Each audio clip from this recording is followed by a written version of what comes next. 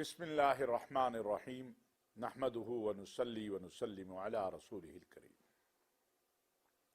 ناظرین و سامعین، السلام علیکم ورحمۃ اللہ وبرکاتہ۔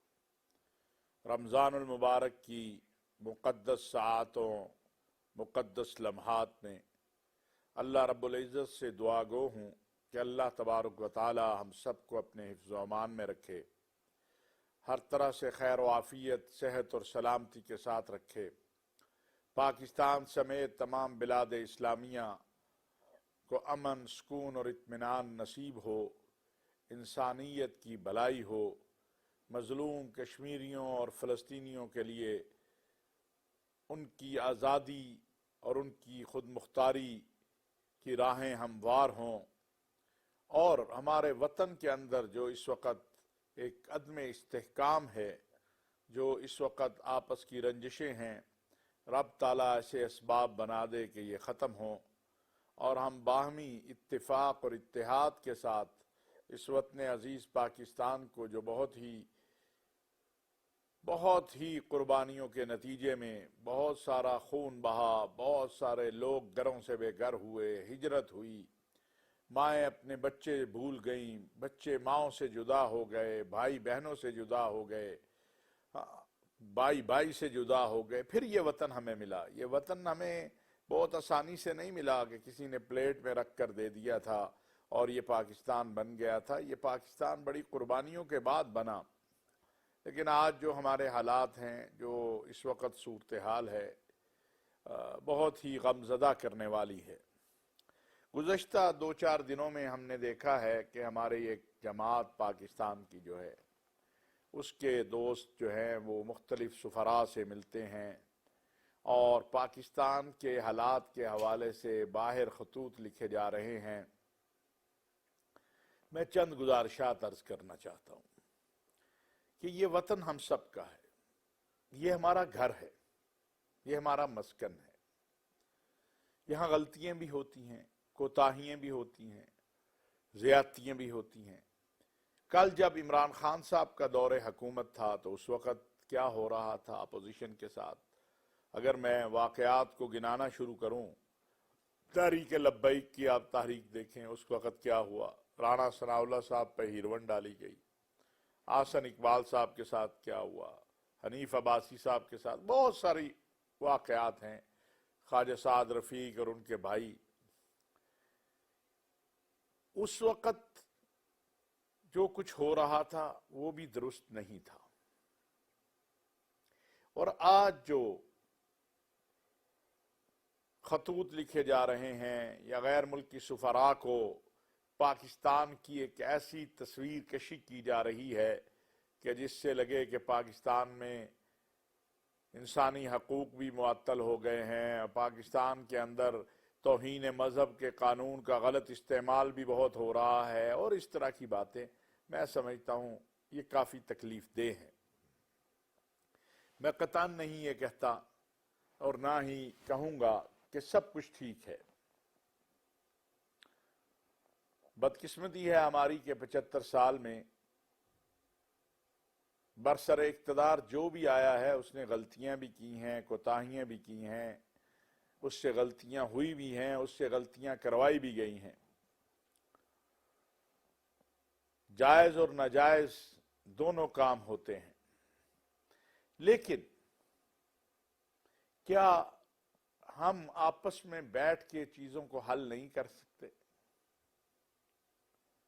یہ وہ سوال ہے جو ہر پاکستانی اس وقت کر رہا ہے۔ میں سب سے پہلے توہین مذہب کے قانون کے حوالے سے عرض کر دوں کہ توہین مذہب کا قانون کا غلط استعمال پاکستان میں بالکل نہیں ہو رہا۔ ہاں، وہ لوگ جو چاہتے ہیں کہ پاکستان میں توہین مذہب کا قانون ختم ہو جائے، وہ وقتاً فوقتاً پراپیگنڈا کرتے ہیں، یا کبھی کوئی کہیں پر زیادتی ہو بھی جاتی ہے۔ میں یہ نہیں کہتا ہوں کہ نہیں ہوتی، ہم 22 کروڑ کا یہ ملک ہے، یہاں پر ہر طرح کے لوگ ہیں، اور پھر ہم گزشتہ 40-42 سال سے حالت جنگ میں ہیں، اور وہ جنگ بھی مذہب کے نام پر لڑی گئی ہے۔ ہمارے ہاں جو کچھ ہوا ہے پھر دہشت گردی اور انتہا پسندی کے حوالے سے وہ بھی سب کے سامنے ہے۔ ان سارے حالات کے اندر گزشتہ 3 سالوں میں ہم نے کوشش کی کہ کسی بھی طرح سے توہین مذہب کے قانون کا غلط استعمال نہ ہو، اور اس میں ہمارے ملک کے علماء کا بہت بڑا کردار ہے۔ ہمارے ملک کی جو حساس ادارے ہیں، پولیس ہے، حکومت ہے، اور اس میں عمران خان صاحب کی حکومت بھی تھی۔ میں یہ بات بھی کہنا چاہتا ہوں۔ آج اگر عمران خان صاحب یا ان کے ساتھی یہ کہیں کہ توہین مذہب کے قانون کا غلط استعمال ہو رہا ہے تو میں سمجھتا ہوں یہ بہت بڑی زیادتی ہے۔ آپ کو میں بتانا چاہتا ہوں کہ جب مسجد نبوی میں میاں شہباز شریف صاحب جو ہمارے وزیر اعظم ہیں وہ تشریف لے گئے، اور وہاں پر جو حالات و واقعات بنے، پاکستان کے اندر بہت ساری جگہوں پر درخواستیں دی گئی، اور اس میں متحدہ علماء بورڈ پنجاب کو بھی درخواستیں لوگوں نے بھجوائی کہ جی توہین مسجد نبوی اور توہین مذہب، توہین ناموس رسالت کے حوالے سے آپ اپنی رائے دیں، اور تاکہ اس کے اوپر مقدمات ہوں۔ متحدہ علماء بورڈ نے ان تمام درخواستوں کو مسترد کیا، ایسے ہی جیسے کہ پرویز الہی صاحب کے دور میں یہ خواہش کی گئی کہ مریم اورنگزیب صاحبہ اور جویل لطیف صاحب جو ہیں ان کے اوپر توہین مذہب کی ایف آئی آر ہو، اور وہ ایک ایف آئی آر کی بھی گئی لاہور کے اندر، آپ کو یاد ہوگا، تھانہ گارڈن ٹاؤن میں یا ماڈل ٹاؤن میں۔ افسوسناک بات ہے۔ پاکستان میں 75 سالوں میں ہم نے یہ دیکھا ہے کہ 2 چیزیں بڑی عام ہیں جو آپ اپنے مخالف کے خلاف استعمال کرتے ہیں، ایک توہین کفر کا فتویٰ اور ایک غداری۔ اب ہمیں تھوڑا سا اس سے اوپر ہو کے سوچنا چاہیے، لیکن بدقسمتی ہے کہ بات چیت کی بجائے جو راستہ اختیار کیا گیا، اور جو کچھ پچھلے 2 ہفتوں میں زمان پارک میں اور پھر اسلام آباد میں ہوا، وہ بہت ہی افسوسناک ہے۔ کسی بھی صورت اس بات کی تائید نہیں کی جا سکتی کہ آپ اپنے پولیس والوں پہ یا سلامتی کے اداروں پہ حملہ آور ہو جائے۔ پھر اس کے ساتھ ساتھ آپ نے دیکھا کہ افواج پاکستان اور اس کی قیادت کے خلاف ایک شر انگیز مہم شروع کی گئی جو باہر زیادہ ہے، اور ہندوستان اور اسرائیل میں نام لے رہا ہوں، وہاں سے یہ اس کو ہوا دی جاتی ہے، اور بیچارے ہمارے کچھ جذباتی نوجوان بھی اس کا حصہ بن جاتے ہیں جو نہیں بننا چاہیے۔ یاد رکھیے کہ پاکستان جو ہے، اس کی بقا اور سلامتی اور اس کا استحکام پاکستان کی فوج، پاکستان کے سلامتی کے اداروں اور پاکستانی قوم کے اتحاد میں ہے۔ اگر اس کو تقسیم کیا جائے گا تو اس سے نقصان کے علاوہ کچھ نہیں ہوگا۔ ہم اگر اس ملک کے اندر جمہوریت اور آئین کی بالادستی چاہتے ہیں تو تب بھی ہمیں اپنے اداروں کو مضبوط بنانا ہوگا۔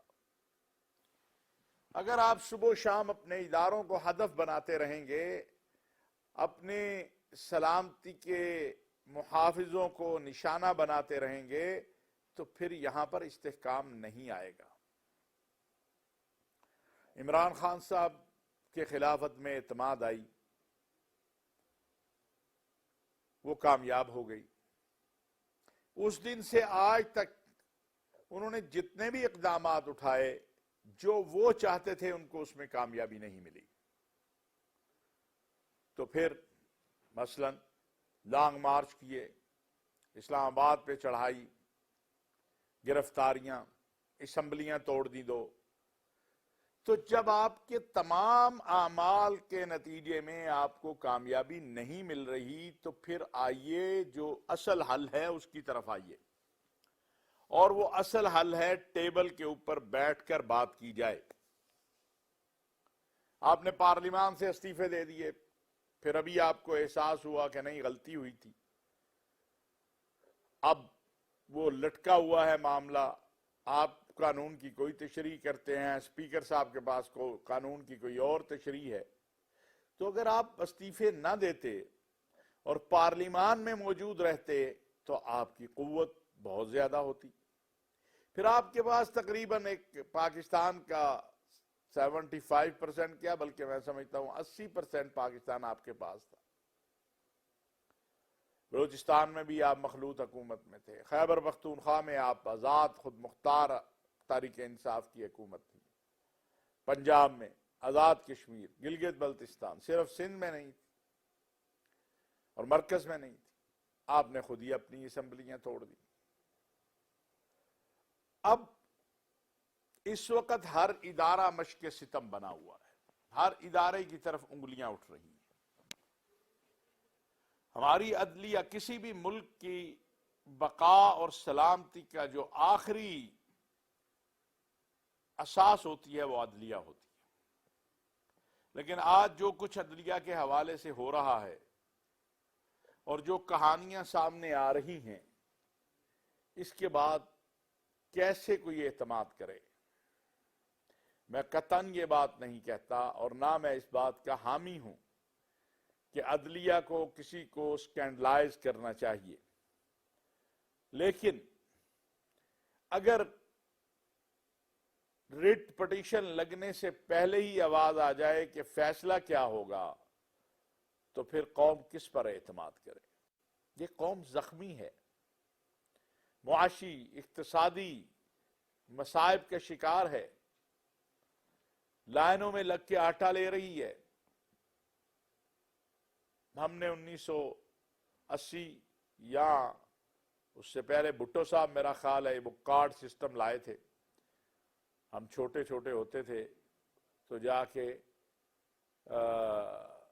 چینی اور آٹا اس کے لیے وہ کارڈ کے اوپر ملتا تھا، پرمٹ یا جو بھی اسے کہتے تھے.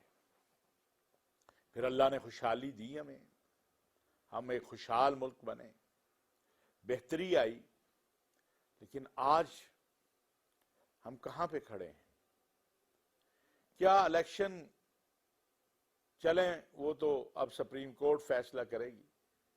الیکشن سے زیادہ اہم نہیں ہے کہ رمضان المبارک میں جو اس وقت مہنگائی ہے، جو صورتحال ہے، اس کی اصلاح میں ہم سب مل کر اپنا کردار ادا کریں. میں یہی گزارش کروں گا اور میری یہی بار بار عرض ہے کہ آئیں مل کر پاکستان کو بہتری کی طرف لے کر جائیں، اور اس بہتری کا راستہ مذاکرات سے ممکن ہے، تصادم سے ممکن نہیں. تصادم کے نتیجے میں انتشار پھیلتا ہے، فتنہ ہوتا ہے. تصادم کے نتیجے میں کمزور اور غیر مستحکم وطن ہوتا ہے. ہم سب پاکستانی ہیں، یہ پاکستان ہم سب کا ہے. آج اگر یہ پاکستان کمزور ہوگا ہم سب کمزور ہو گئے. آج جو خطوط لکھے جا رہے ہیں، کل جب یہ گواہی بن کر آئیں گے اور یہ مطالبہ ہوگا کہ پاکستان سے توہین مذہب اور توہین ناموس رسالت کے قانون کو ختم کیا جائے کیونکہ اس کا سیاسی مقاصد کے لیے استعمال ہوتا ہے، انتقام کے لیے ہوتا ہے، اس وقت کیا کریں گے؟ چلیے اگر اس وقت آپ کی حکومت ہوئی پھر آپ کیا کریں گے؟ یہ تو وہ اساس ہے جس پہ کمپرومائز نہیں ہو سکتا، نہ کمپرومائز کرنا چاہیے، نہ کوئی کرے گا، نہ قوم کرنے دے گی.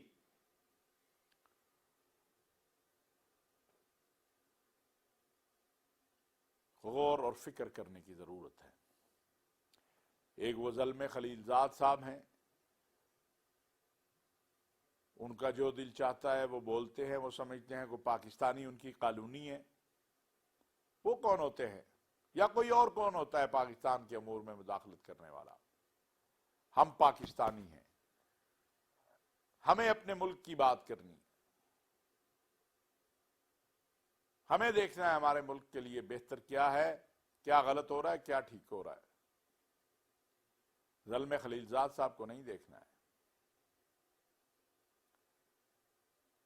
اور اگر لابییں اور فارمز، وہ کیا لابی کرنے کے لیے لاکھوں ڈالر خرچ کر کے فارمز کے ساتھ معاہدے ہوں، کس کے خلاف؟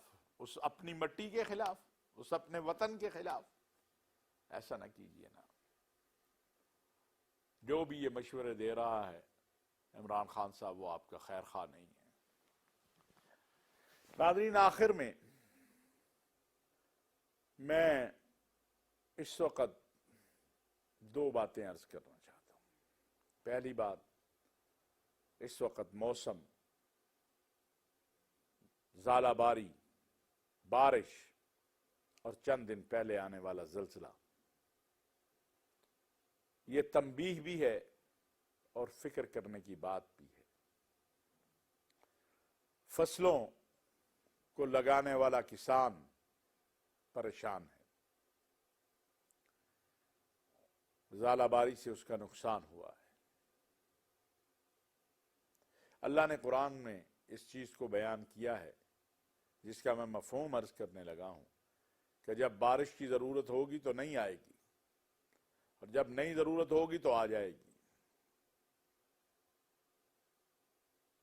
کیا وقت نہیں آ گیا کہ ہم سب اپنا اپنا احتساب کریں، اپنی پہلے اصلاح کریں، اپنا احتساب کرتے ہوئے آگے بڑھیں، اور پاکستان میں ایک محبت، رواداری